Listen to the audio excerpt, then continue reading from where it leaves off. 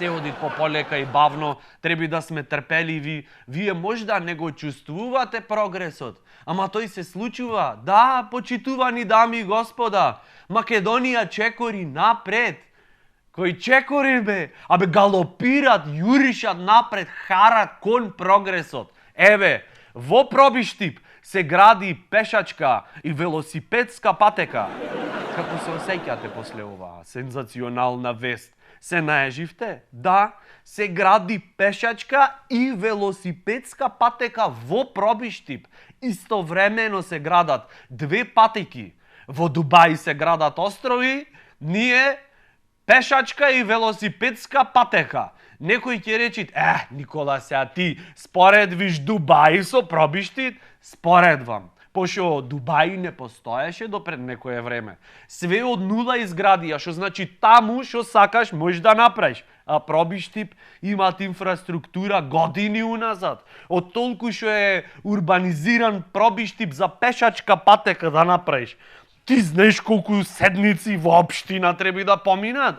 Вервете дека полесно е да направиш остров во Дубај, отколку пешачка и велосипедска патека во Пробиштип.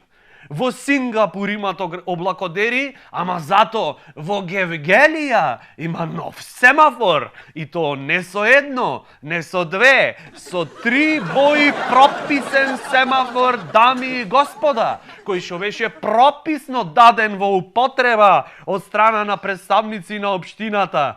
О, мајчице мила, дали ова се работи за во медиуми? Кој е тој што имат потреба со ова да се пофалит, дека семафор ставил во Гевгелија?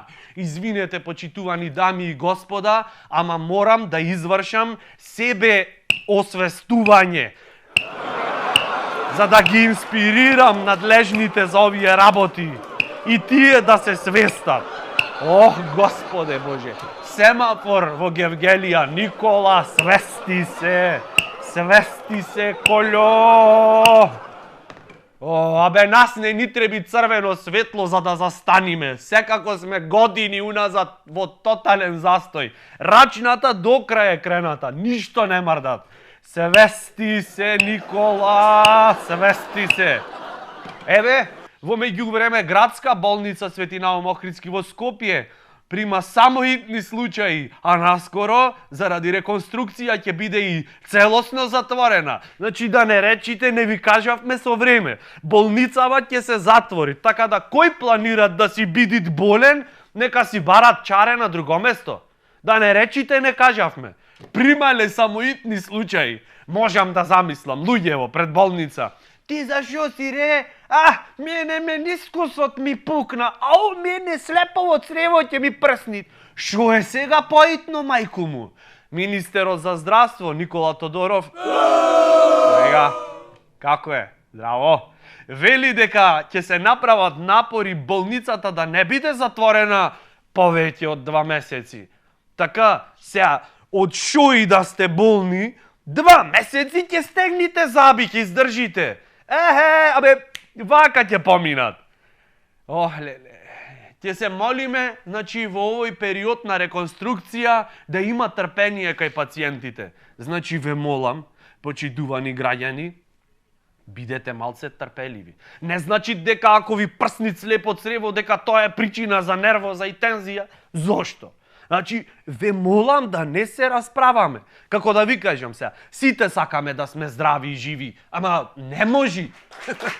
ВМРО ДПМН ги немаше нешто неделава, генерално тивки, освен со понекоја контраизјава и разбирливо, со проблеми се луѓето, куќата им е под хипотека.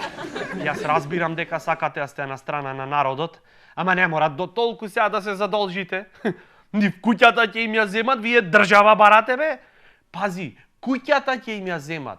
Тоа е малце чудно, затоа што истражувања на скуп покажале дека ВМРО е побогата партија и од најголемата партија во Шведска, дури поголема, побогата партија од партијата на Ангела Меркел во Германија. И сега ратата за кредитот испадна проблем, ратава колку е. Да, јас си викам да се организираме. Да направиме еден хуманитарен гест. Толку направија луѓето претходниот период за нас да возвратиме ве малку, ево, со иста мера. Колку да не се на улица.